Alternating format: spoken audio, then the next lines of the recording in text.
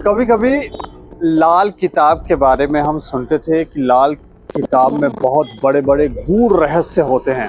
आज जब यहाँ से पंचतीर्थी से गुजर रहे थे तो हमारी नजर पड़ी लाल किताब पे। लाल किताब का ये बोर्ड लगा हुआ है, गणपति गणेश कुंडली विश्लेषण। कामयाबी दे। तो हम यहाँ पर रुक गए, जानने की इच्छा है कि आखिर है क्या। तो आओ चलते हैं अंदर और देखते हैं कि क्या है।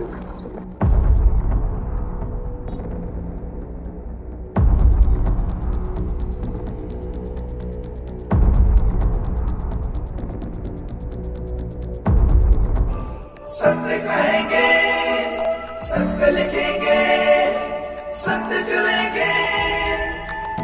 अंजू बाली जी हैं जो एस्ट्रोलॉजर हैं, इनसे जानेंगे कि लाल किताब में ऐसा क्या खास होता है जिससे आम इंसान की जिंदगी पर असर हो सकता है, या उसके बारे में अगर उसको जानकारियां हो तो कुछ बदलाव उसके जीवन में हो सकता है। क्योंकि हमने यहाँ देखा तो वैसे जानने की इच्छा तो होती है, किताब मिलती नहीं है, कभी पढ़ने का मौका नहीं मिला, तो आज जानने का मौका मिला है तो जरूर जानेंगे और आप भी जानें कि क्या इसमें चीजें हैं जिससे आपकी जिंदगी में बदलाव हो सकता है। तो मैम शुक्रिया कि आपने हमें बातचीत करने का मौका दिया है। अच्छा, मैं जानना चाह रहा हूँ लाल किताब के बारे में। लाल किताब बेसिकली लाल किताब है क्या?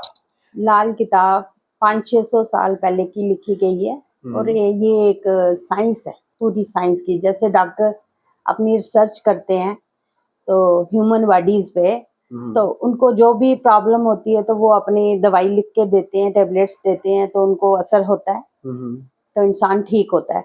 वैसे ही लाल किताब की जो रेमेडीज हैं तो वो हमने मतलब रिसर्च की है, मेरे गुरुजी ने, जीडी वशिष्ठ जी ने, तो उन्हीं की मैं स्टूडेंट हूँ, तो मैंने भी रिसर्च की जी। जो रेमेडीज दी जाती हैं जिस पे भी, तो उस पे 100% 99 तो है ही है, इतना असर करता है। जो भी रेमेडीज आप अपनी लाइफ में यूज करेंगे, बच्चे को जो भी दोगे, बच्चे को या बड़े बूढ़ों को मैंने ठीक किया है। कितने बच्चों को जो पढ़ते नहीं थे वो पढ़ने शुरू हो गए, जिनका किसी का बीपी हाई था उनका बीपी ठीक हो गया। और मैंने एक रिसर्च की है अपने ही रिश्तेदार पे, जिसका मतलब जिसको कैंसर था, तो ऐसे लग रहा था उसका लास्ट टाइम है, बेड पे था, वो बिल्कुल उठ ही नहीं पाता था। मगर जो रेमेडीज मैंने करवाई उनसे, ये रेमेडीज करनी तो खुद ही पड़ती हैं, जो रेमेडीज करवाई तो वो उठ के मतलब गैदरिंग में बैठना शुरू हो गया, इतना फर्क पड़ा है। ये लाल किताब कहती है कि बच्चे को शुरू से आप जो रेमेडीज करवाओगे, संस्कार दोगे, ये संस्कार है हमारे एक किस्म के। जो भी हमारे स्टार्स हैं ये 9 ग्रह हैं, ये हमारे इम्बैलेंस हो जाते हैं, कभी इनका ऑरा ज्यादा हो जाती है, कभी कम हो जाती है। उसको बैलेंस करने के लिए कुछ हमें ग्रहों को मंदिर में चढ़ाना पड़ता है और कुछ को जल प्रवाह करना पड़ता है। जो मंदिर में चढ़ाएंगे वो ज्यादा अच्छे हो जाएंगे, अगर कोई ग्रह उसको खराब कर रहा है। तो अगर जल प्रवाह करेंगे, किसी की ओरा अगर हमें खराब कर रही है तो वो ठीक हो जाती है, क्योंकि पानी जो है वो चंद्रमा है। अच्छा। चंद्रमा 9 ग्रहों की माँ माना गया है। तो वहां जाके माँ के पास कोई भी इंसान बुरा काम नहीं करता, वहां जाके वो ठंडा पड़ जाता है। तो इसलिए ये जो जल प्रवाह करते हैं बुरे ग्रहों को, तो वो वहां जाके अपना बुरा फल देना खत्म कर देते हैं। तो इस ऐसा तो नहीं है लाल किताब में, क्योंकि हम कई बार टीवी चैनल्स पर देखते थे तो वो कहते थे लाल किताब आ गई है, इसमें ना जाने कौन सा रहस्य, गुफाओं के बारे में पता चलेगा, शक्तियों के बारे में पता चलेगा। और हम बचपन में डरे सहमे देख रहे होते थे कि ना जाने क्या होने वाला। ऐसा कुछ नहीं। नहीं, ऐसा कुछ नहीं है। लाल किताब एक साइंस है, प्योर साइंस है। अच्छा। हाँ, इसको अगर मान लो हमारी जो कुंडली होती है, हाँ जी, तो उस कुंडली में कई बार हम पंडित के पास जाते हैं तो वो बताते हैं कि इसमें ये दोष है, वो वाला दोष है, आप ये वाला उपाय करें। तो वो उपाय बताती है या कुंडली को ही ठीक कर देती है? लाल किताब उपाय करके कुंडली ठीक हो जाती है। मतलब मेरे जो है, मैं विशिष्ट कुंडली बनाती हूँ, जो केपी कुंडली है। तो जो यहाँ के एस्ट्रोलॉजर हैं वो तो हवन यज्ञ यही करवाए जहाँ स्टोन डालिए, वैसा नहीं है। स्टोन तो कभी कोई जरूरत पड़े नहीं, तो अपनी रेमेडीज करो आप, तो 100% रिजल्ट मिलेगा आपको। जैसे मतलब कुछ भी, कोई भी प्रॉब्लम है आपको, कुछ भी, आपको बुखार है जहाँ आपको गले में दर्द है, जहाँ कुछ भी है, ये उपाय करोगे आप तो फिर आयुर्वेदिक छोटी सी, अब एलोपैथिक तो लो ही नहीं, आयुर्वेदिक ट्रीटमेंट थोड़ा सा करवाओगे या होम रेमेडीज जो हमारे रसोई में होती हैं, जो पहले जमाने में की जाती थी, वो करोगे आप ठीक हो जाओगे। कई बच्चे ऐसे भी होते हैं जो पढ़ाई नहीं कर रहे होते हैं, हाँ जी। उनको जितना मर्जी कई बार तो माता पिता मार भी रहे होते हैं, लेकिन उनको कोई असर नहीं है, वो पढ़ेंगे ही नहीं, उनका भी हाँ जी, वो गुरु चंडाल योग होता है, अच्छा। तो उसका मैं नग देती हूँ, उसका हाँ, नग देती हूँ और मंदिर में जाने का उपाय है, तो उससे बच्चे ठीक हो जाते हैं। और केसर का तिलक लगाना बच्चों के लिए बहुत जरूरी है। केसर का तिलक? हाँ जी, प्योर केसर मिले तो उसका तिलक लगाने से बच्चे, मतलब ये हमारा ज्ञान का केंद्र है जहाँ पे लगाया जाता है, तो इससे बच्चे को मतलब ज्ञान आता है, उसकी बुद्धि तेज होती है, पढ़ने में बच्चा। ये जैसे आपने बिंदी लगा रखी है, हाँ जी, तो इससे लगाने का भी कोई कुछ होता है, इससे भी बुद्धि तेज होती है? हाँ हाँ, ये बिंदी जो बनाई है ये औरतों के लिए, सिंदूर और बिंदी क्यों बनाई गई है, क्योंकि औरतों में आदमियों से ज्यादा गुस्सा है। अच्छा। हाँ जी, ये हाँ, बात में गुस्सा, लड़ाई झगड़े तो हाँ कर जी, लेते आदमी हैं। में इतना गुस्सा नहीं है जितना कि औरत में है। हम्म, तो ये कुदरत पीछे का ऐसा हमारा सिस्टम बनाया गया है कि औरत जब सिंदूर डालती है, आजकल तो रंग बिरंगे वो सिंदूर डाले जाते हैं, रंग बिरंगी बिंदियां नहीं, औरत के लिए लाल बिंदी, लाल बिंदी हमारा ये गुस्सा कंट्रोल करती है, और जो हम सिंदूर डालते हैं ये औरतों का क्रोध शांत करती है। अच्छा। और जो लड़कियों को या औरतों को गायनी प्रॉब्लम आती है, उसके लिए पाँव में बिछुए डाले जाते हैं चांदी के, और पायल डाली जाती है। ये एक पूरी साइंस है। बिच्छुए? बिच्छुए क्या हो गया? हाँ, वो बिच्छू? उंगली के बीच में ना वो छल्ले होते हैं, छलियां? हाँ हाँ, छल्लियां डाली जाती हैं अच्छा। और पायलें डाली जाती हैं, जिससे कि कोई भी औरतों को कितनी गायनी प्रॉब्लम या कुछ भी होता है, तो ये चांदी डालने से ये केतु ठीक होता है। और शनि भी अपना प्रभाव जो बुरा है, किसी के घुटने में दर्द है, शनि के उपाय करो और ये चांदी की पायल डालोगे तो आपकी ये बीमारियां ठीक होंगी। जैसे जैसे आप बता रहे हैं, मुझे वैसे वैसे और जानने की जिज्ञासा हो रही है।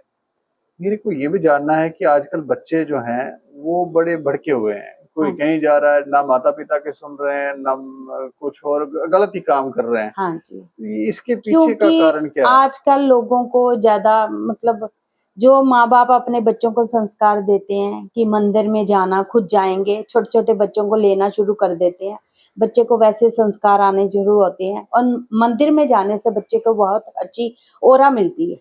मंदिर की ओरा बहुत अच्छी होती है जो बच्चा घर में लेके आता है, और उसकी ओरा से उसका दिमाग अच्छा होता है, केसर का तिलक लगाने से अच्छा होता है। शाम को आरती में अगर बच्चा बैठेगा, शाम की आरती बच्चों के लिए बहुत जरूरी है, मतलब महीने में 2-4 बार ही आप आरती में बच्चों को जरूर जरूर बिठाओ। सुबह तो नहीं बैठ सकते, बच्चों ने जाना होता है स्कूल में, मगर शाम की आरती में बच्चों को जरूर बिठाओ। और कुछ चीजें हैं जो मीठा, बच्चों को फुलियां चढ़ाओ मंदिर में, पतासे चढ़ाओ, इससे बच्चों का चंद्रमा अच्छा होता है। अच्छा। और बच्चों का जो भी माँ के साथ, माँ परेशान रहेगी जब माँ बीमार होगी, ये चीजें करने से बच्चों को टेंशन भी खत्म होती है, और माँ भी ठीक रहती है, और बच्चों को अच्छे संस्कार मिलते हैं। जैसे जैसे बच्चा मंदिर में चला जाता है हाँ। तो उसको मतलब अच्छा ज्ञान आना शुरू हो जाता है। बुरी संगति, जब 16 साल का बच्चा होता है तो हमारी जो है कुंडली के बुरे ग्रह जाग जाते हैं।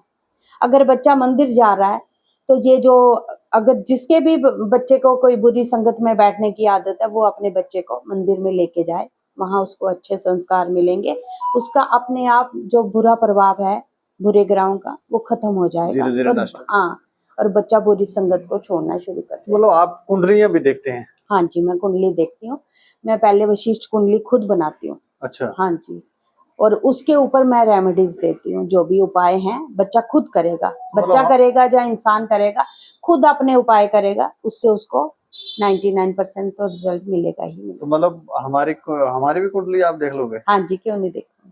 तो हमारे जो ग्रह इधर उधर घूम रहे हैं वो शांत हो जाएंगे? हाँ जी, वो बैलेंस हो जाते हैं, जब हम उपाय करते हैं तो वो बैलेंस हो जाते हैं। चलो, ये तो काफी अच्छी किताब है, हमें लगता है इसके बारे में कम ही लोगों को जानकारी है, जानकारी या नहीं, कम ही? हाँ जी, अब लोग ज्यादा पसंद कर रहे हैं लाल किताब को ना। अच्छा। लोगों ने कुछ जाना है, कुछ टीवी में सुना है, कुछ दिखाते होंगे लाल किताब के, तो लोगों को ज्यादा विश्वास है लाल किताब के। जो पहले लगन कुंडली बनाई जाती थी उस पे नहीं असर करता है ये ज्यादा।